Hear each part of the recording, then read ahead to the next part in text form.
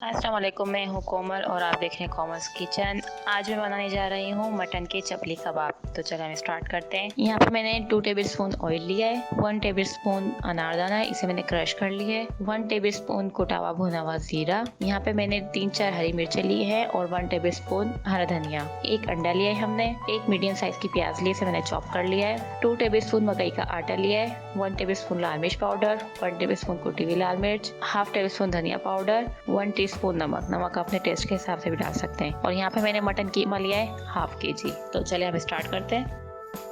Mutton के अंदर ये मैं मसाले ऐड कर दूंगी।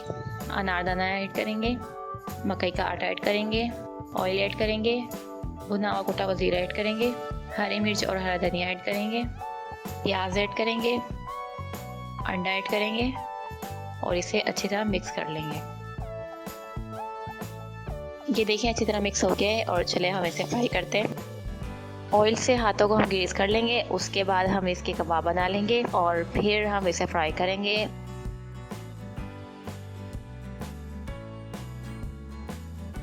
पाँच मिनट एक साइड और 5 मिनट ही दूसरी साइड हमें इसे लो फ्लेम पे फ्राई करना है।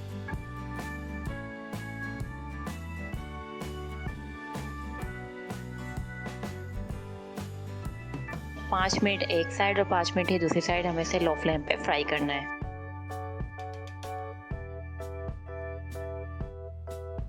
ये लीजिए हमारे मज़ेदार से मटन की चपली कबाब बिल्कुल रेडी हैं। आप अपने घर में से ज़रूर ट्राई करें और मुझे फीडबैक ज़रूर दें। तो और मुझे हमेशा याद रखें। चलती हूँ, फिर आऊँगी एक अच्छी और मज़ेदार रेसिपी के साथ। तब तक के लिए अल्लाह हाफिज़।